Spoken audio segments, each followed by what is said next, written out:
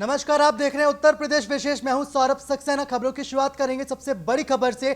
उत्तर प्रदेश में विधानसभा उपचुनाव के लिए लगातार सीएम योगी प्रचार कर रहे हैं। आज सीएम योगी ने 2 रैलियों को संबोधित किया। कानपुर की घाटमपुर में सीएम योगी ने जनसभा की, वहीं उन्नाव के बांगरमऊ में भी सीएम योगी ने प्रचार किया। सीएम योगी ने विरोधियों पर इस दौरान जम के निशाना साधा। प्रदेश में गरीबों को योजनाओं का लाभ मिल रहा है। सीएम योगी की तरफ से कहा गया, गरीबों तक सरकार के योजनाओं का लाभ पहुंचाया जा रहा है। सीएम योगी ने कहा, हम जनता की सेवा में लगे हुए हैं, बिना जाति धर्म देखे हम विकास कर रहे हैं। प्रत्येक जो उत्तर प्रदेश के लोग हैं उनको एहसास हो रहा है विकास का। सीएम योगी की तरफ से कहा गया, प्रदेश में हमने बिना भेदभाव के भर्तियां की, बिना जाति भेदभाव के प्रदेश में विकास हो रहा है। इसके साथ साथ सीएम योगी ने राम मंदिर निर्माण का भी जिक्र किया। उन्होंने कहा कि पहले लोग पूछते थे कि अयोध्या में भव्य राम मंदिर कब बनेगा। अब अयोध्या में भव्य राम मंदिर का जो निर्माण है वो शुरू हो चुका है। हमने समाज को बंटने नहीं दिया, सीएम योगी की तरफ से ये कहा गया। एक ही बात को कहते थे कि रामलला हम आएंगे, मंदिर वहीं बनाएंगे, लेकिन क्या तारीख भी बताएंगे? ये बोलते थे ना आप लोग, मीडिया के हमारे मित्रगण बोलते थे। लेकिन भाइयों और बहनों, मैं आप सबको बताना चाहता हूं कि 5 अगस्त 2020 को अयोध्या में श्री राम जन्मभूमि की भव्य मंदिर का शिलान्यास और शुभारंभ कार्य का शुभारंभ भी प्रधानमंत्री मोदी जी के कर कमलों से संपन्न हो चुका है।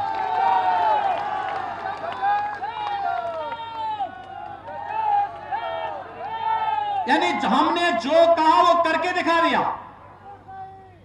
हमने समाज को बंटने नहीं दिया। लोगों ने संकुचित धारणा के तहत एक परिवार तक उत्तर प्रदेश की राजनीति को कैद करके रख दिया था।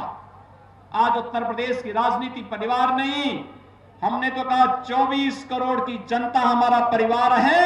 इनकी सुरक्षा के लिए, इनकी सुविधा के लिए और इनके उत्थान के लिए जो कुछ भी हो पाएगा वह हम उत्तर प्रदेश के अंदर करेंगे। और नहीं तो जहां भी कोई सार्वजनिक संपत्ति देखी, किसी व्यापारी की संपत्ति देखी, किसी गरीब की संपत्ति देखी, किसी धर्मस्थल की संपत्ति देखी, पिछली सरकारों में गुंडे टूट पड़ते थे, संपत्ति पर कब्जा कर लेते थे और फिर प्रदेश सरकार के मंत्री और प्रदेश सरकार का मुखिया उन्हें सम्मानित करता था। हम गुंडों के साथ जी हजूरी करते थे। आज तो गुंडों के अवैध संपत्ति पर बुलडोजर चलाने का कार्य प्रदेश सरकार कर रही है, जिससे हर गरीब को हम सुरक्षा का एक स्पष्ट संदेश दे सकें कि नहीं, प्रदेश की 24 करोड़ जनता की जिम्मेदारी हमारा जवाबदेही है और हम इसके साथ किसी को खिलवाड़ करने की छूट नहीं देंगे। उपचुनाव के मैदान में सीएम योगी जहां जम के प्रचार करे, वहीं समाजवादी पार्टी की जो ताकत है उपचुनाव से पहले और मिशन 2022 से पहले वो लगातार बढ़ती जा रही है। आज बीएसपी नेता त्रिभुवन दत्त ने समाजवादी पार्टी का दामन थाम लिया। अंबेडकर नगर से वो सांसद रह चुके हैं। इस दौरान सपा अध्यक्ष जो है अखिलेश यादव, उनकी मौजूदगी में उन्होंने समाजवादी पार्टी का दामन थामा। इस दौरान अखिलेश यादव ने सरकार पे जम के हमला बोला। उन्होंने कहा कि समाजवादी पार्टी कितनी मेहनत कर रही है। उन्होंने 2022 में यूपी में होने वाले विधानसभा चुनाव में न सिर्फ समाजवादी पार्टी की सत्ता में वापसी कराएगा, बल्कि देश की दिशा भी तय करेगा, अखिलेश यादव की तरफ से कहा गया। तो उपचुनाव के मैदान में अखिलेश यादव भले ही नजर ना आ रहे हों, लेकिन मिशन 2022 के लिए अखिलेश यादव लगातार तैयारी कर रहे हैं। सरकारों को अपनी जिम्मेदारी निभानी चाहिए। और जहां उत्तर प्रदेश का सवाल है, उत्तर प्रदेश में सरकार की कानून व्यवस्था पूरी तरीके से ध्वस्त है। मुझे वो समय याद है कि जब सबसे बड़े कोर्ट ने ये कहा कि 1090 जैसी सुविधा हर प्रदेश में होनी चाहिए, या जिस तरह का रिस्पॉन्स सिस्टम डायल 100 बना था आज 112 है। अगर इसी तरह का हर प्रदेश में और समाज को जागरूक किया जाए तो मैं समझता हूँ महिलाओं के प्रति, बेटियों के प्रति जो इस तरह की घटना हो रही हैं वो नहीं होंगी। और जब सरकार उत्तर प्रदेश की ऐसी है जो आंकड़े छिपाती हो, वो मानने को तैयार ही ना हो किसी चीज़ के लिए, तो उत्तर प्रदेश सरकार से क्या उम्मीद करोगे? और एक घटना नहीं, उत्तर प्रदेश में न जाने कितनी घटनाएं हमने और आपने देखी हैं जिसमें सरकार ने जो सरकार की जिम्मेदारी थी निभानी चाहिए थी वो निभाई नहीं है। ये सरकार जिन लोगों के पुश्तैनी घर मकान हैं उन पे भी बुलडोजर चला रही है, और हमसे ज़्यादा कौन अच्छा समझेगा सरकार को। हमारा अपना घर, मुझे अपने आप खुद एफिडेविट देना पड़ा कि हम घर नहीं बनवा सकते। तो सरकार जो कर रही है, सरकार को ये सोचना चाहिए कि पुश्तैनी घर मकानों पे अगर बुलडोजर चलेंगे तो देश में न जाने कितने ऐसे घर हैं जिनके नक्शे पास नहीं हैं। और सरकार अपना भी तो देखे कि अपना नक्शा पास कराया है सरकार ने कि नहीं कराया है। कोई मुझे ये बताए कि मुख्यमंत्री आवास का नक्शा पास है कि नहीं है। तो कई मुद्दों पर अखिलेश यादव सरकार को घेर रहे हैं। वहीं कांग्रेस महासचिव प्रियंका गांधी भी सरकार को ट्वीट करके निशाने पर ले रही हैं। प्रियंका गांधी ने यूपी सरकार पर निशाना साधा है। हाथरस की पीड़िता उसके परिवार के साथ जघन्य व्यवहार हुआ। प्रियंका गांधी ने ट्वीट करके लिखा है। कांग्रेस महासचिव प्रियंका गांधी ने अपने ट्वीट में लिखा कि हाथरस मामले में सुप्रीम कोर्ट का फैसला इंसाफ की उम्मीद को मजबूत करता है। परिवार की पहले दिन से मांग रही थी कि कोर्ट की निगरानी में जांच हो। हाथरस की पीड़िता उसके परिवार के साथ उत्तर प्रदेश सरकार द्वारा जघन्य व्यवहार किया गया, चरित्र हनन किया गया, दुर्भावना व पूर्वाग्रह से निर्णय लिए गए। तो साफ तौर पर प्रियंका गांधी यूपी सरकार को हाथरस मामले पे घेर रही हैं।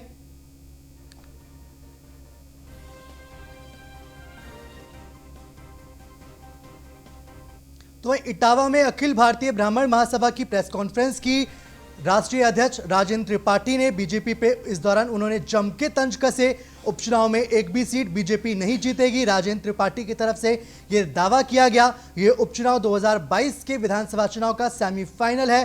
ब्राह्मण मतदाताओं में किसी भी सरकार को हटाने बनाने की क्षमता है।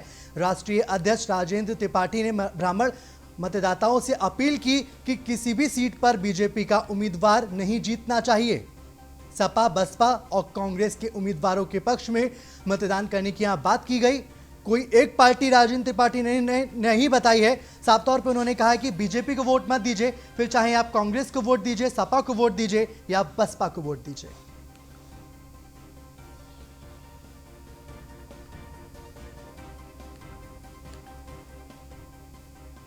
तो राजेंद्र त्रिपाठी ने प्रेस कॉन्फ्रेंस की और साफ तौर पे कहा कि उत्तर प्रदेश में जो ब्राह्मण हैं वो नाराज हैं।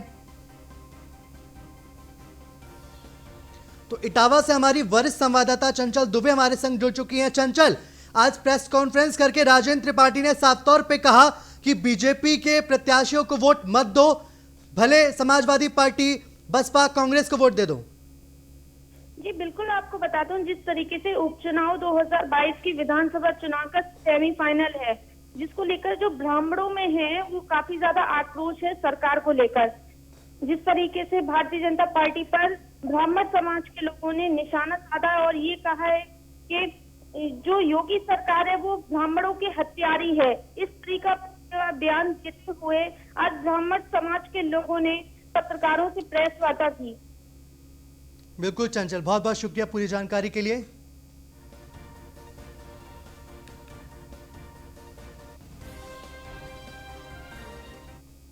तो लखनऊ में महिलाओं के शव मिलने का सिलसिला बदस्तूर जारी है। गोमती नदी में महिला की डेड बॉडी मिलने से हड़कंप मच गया है। कई दिन पुराना शव मिलने से इलाके में हड़कंप का माहौल है। मृतका के शरीर पर चोट के निशान मिले हैं, जिसके बाद हत्या की आशंका जताई जा रही है। महिला के शव की अब तक शिनाख्त नहीं हो पाई है। गोमती नदी में मिला कई दिन पुराना अज्ञात महिला का शव। तो इससे पहले भी लखनऊ में कई महिलाओं के शव मिल चुके हैं और ये सिलसिला बदस्तूर जारी है। महिला का जो शरीर है, डेड बॉडी में चोट के निशान मिले हैं, जिसके बाद यह आशंका जताई जा रही है कि हत्या के बाद उसके शव को फेंक दिया गया। फिलहाल उत्तर प्रदेश में महिलाओं की सुरक्षा को लेकर जो विरोधी हैं वो लगातार सरकार पे हमलावर हैं और जो लखनऊ पुलिस है इसकी कार्यप्रणाली भी सवालों के घेरे में है। कई दिन पुराना ये शव बताया जा रहा है। अपनी टेलीविजन स्क्रीन में आप देख सकते हैं गोमती नदी में किस तरीके से ये पुराना शव मिला है। कई दिन पुराना शव बताया जा रहा है। अब तक शिनाख्त नहीं हो पाई है कि ये शव किसका है। फिलहाल पुलिस इस पूरे मामले में जांच कर रही है। तो गोमती नदी में ये शव मिला है, कई दिन पुराना ये शव बताया जा रहा है। सवाल यही है कि आखिर जो अपराधी हैं लखनऊ में वो बेलगाम क्यों हो चुके हैं। लखनऊ से हमारे संवाददाता नीलेश चौहान हमारे संग जुड़ चुके हैं। नीलेश, एक और शव मिला है लखनऊ में, क्या कुछ अपडेट है इस पूरे मामले पर? देखिए सौरभ, बिल्कुल आपको बता दूं कि राजधानी लखनऊ में बदस्तूर जो शव मिलने का सिलसिला है वो जारी है। आज की अगर हम बात करें तो आज भी एक महिला का शव मिला है। हालांकि शव देखकर ये कहा जा सकता है कि महिला की पहले पिटाई की गई है, उसके बाद हत्या की आशंका जताई जा रही है। पुलिस ने नदी से शव को बाहर निकलवाए हैं, पोस्टमार्टम हाउस भेज दिया गया है। हालांकि अभी तक महिला की शिनाख्त नहीं हो पाई है कि महिला रहने वाली कहाँ की थी, उसकी उम्र कितनी है, क्या कोई सबूत है ऐसा कि जिससे ये कहा जा सके कि महिला की हत्या की गई है। फिलहाल लखनऊ में लगातार अज्ञात शव जो मिल रहे हैं वो पुलिस के लिए चिंता का विषय बने हुए हैं। वहीं स्थानीय लोगों में एक डर का माहौल भी बना रहा है। अब देखने वाली बात यह होगी कि उत्तर प्रदेश में तमाम दावे किए जाते हैं कि महिलाओं की सुरक्षा को लेकर पुलिस तत्पर है, लेकिन अगर पुलिस तत्पर है तो इस तरीके से शव मिलने का जो सिलसिला है वो क्यों जारी है। लखनऊ की बात करें तो लखनऊ में आया दिन एक शव किसी न किसी थाना क्षेत्र में देखने को मिलता है। उसके बाद उसकी महीनों लग जाते हैं शिनाख्त करने में कि महिला कहाँ की रहने वाली थी, क्या वजह थी कि जिसकी वजह से बिल्कुल नीलेश, सवालों के घेरे में लखनऊ पुलिस से सवाल उठता है कि एक कोई पर्सन आता है जो महिला की डेड बॉडी है उसको नदी में फेंक के चला जाए, उसके महीनों बाद पुलिस को एक शव बरामद होता है, तो साफ तौर पे पुलिस पे सवाल है। देखिए, बिल्कुल पुलिस के ऊपर सवाल उठते हैं कि लखनऊ में कमिश्नरी सिस्टम इसीलिए लागू किया गया था कि अपराधियों के ऊपर अंकुश लगाया जा सके।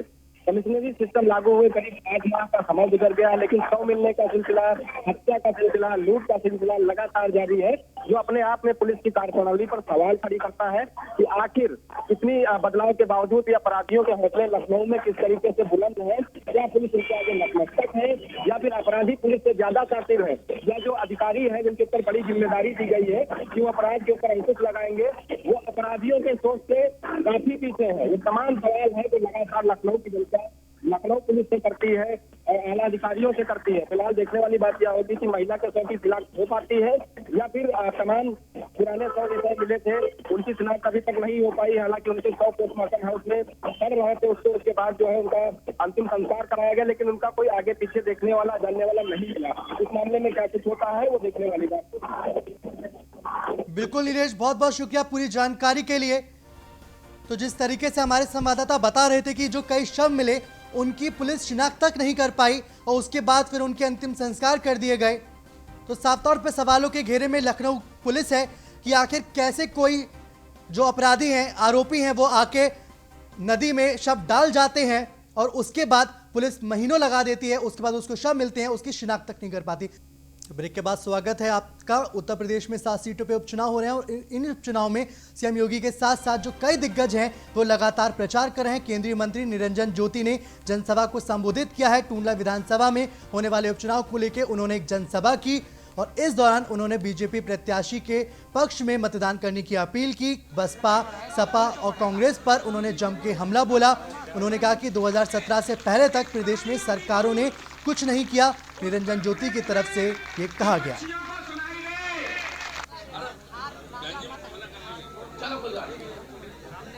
तो सरकार बनाने वाला है क्या?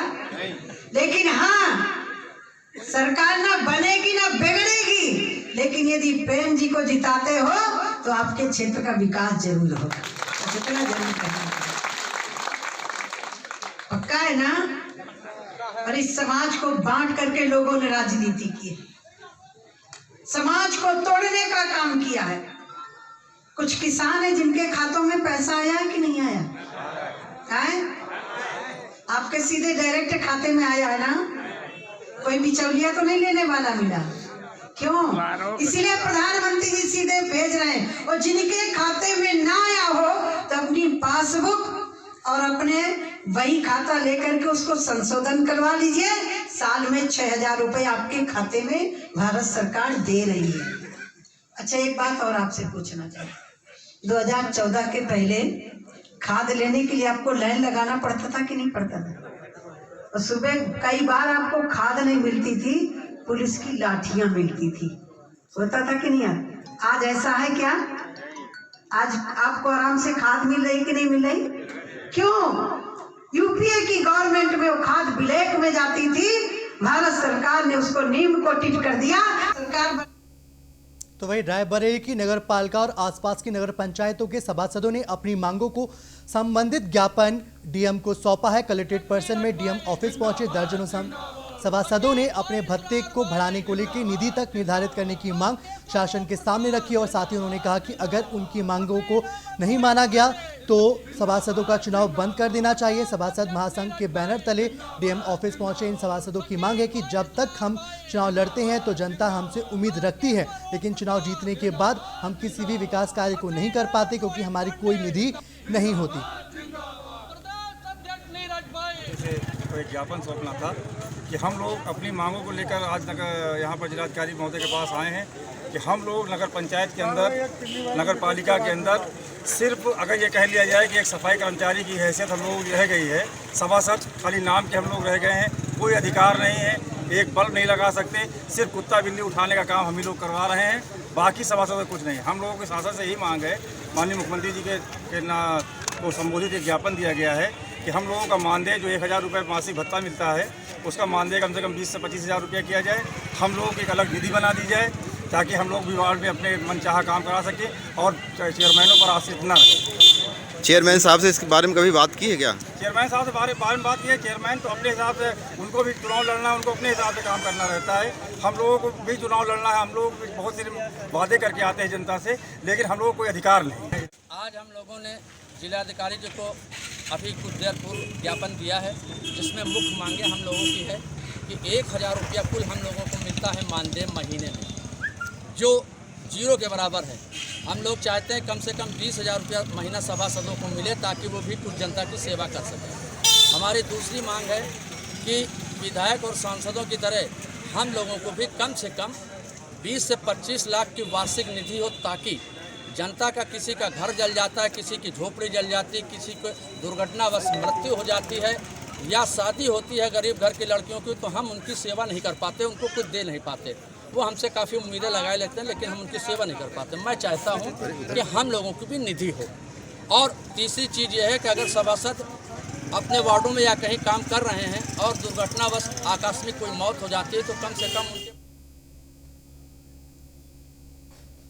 असद खान हमारे संग जुड़ चुके हैं। असद, तो साफ तौर पे आज जो तमाम सभासद है उन्होंने ज्ञापन सौंपा, क्या कुछ कहा ज्ञापन में?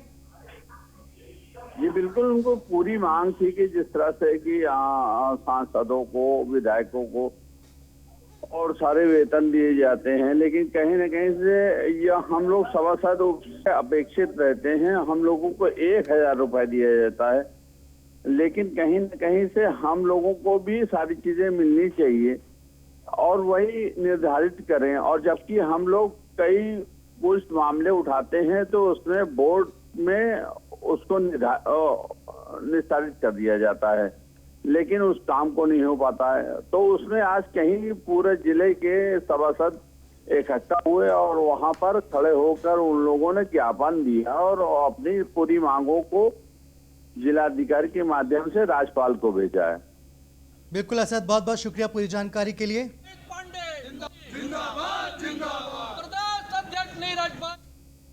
तो वहीं बलिया में बर्थडे पार्टी में हर्ष फायरिंग का मामला सामने आया। फायरिंग में भोजपुरी के चर्चित गायक गोलू राजा घायल हो गए। घटनास्थल का एसपी देवेंद्र नाथ मिश्रा ने जायजा लिया। बर्थडे पार्टी में सांस्कृतिक कार्यक्रम का आयोजन करने वाला फरार हो गया है। एसपी बलिया ने लोगों से गंभीरता से पूछताछ भी की है। गोली लगने वाले गोलू राजा गायक की हालत अभी फिलहाल ठीक नहीं है। पुलिस मुकदमा दर्ज कर चुकी है और पूरे मामले की कार्रवाई में जुटी हुई है। गढ़वार थाना क्षेत्र के महाकालपुर गांव का ये पूरा मामला है। थाना गढ़वार अंतर्गत ग्राम महाकालपुर में भानु दुबे द्वारा अपने बच्चे का जन्मदिन मनाया जा रहा था। इस बच्चे के जन्मदिन के अवसर पर उनके द्वारा गोलू राजा गायक को बुलाया गया था। कार्यक्रम चल रहा था। देर रात किसी ने उस कार्यक्रम के दौरान ही फायरिंग कर दिया, जिससे गोलू राजा को गोली लग गई। वो यहाँ से बक्सर चले गए थे। डॉक्टर से मेरी बात हुई है, उन्होंने बताया है कि उनकी स्थिति ठीक है, उनके हाथ में फ्रैक्चर हुआ है और पेट में गोली चली गई है। बातचीत कर रहे हैं, उन्हें वाराणसी उपचार के लिए।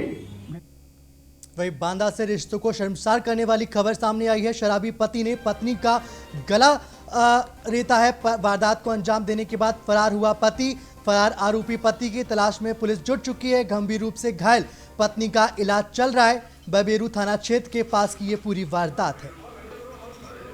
तस्वीरों में आप देख सकते हैं किस तरह से जो शराबी पति है उसने पत्नी के गले पे वार किया और घायल हालत में पत्नी को अस्पताल में भर्ती कराया गया है।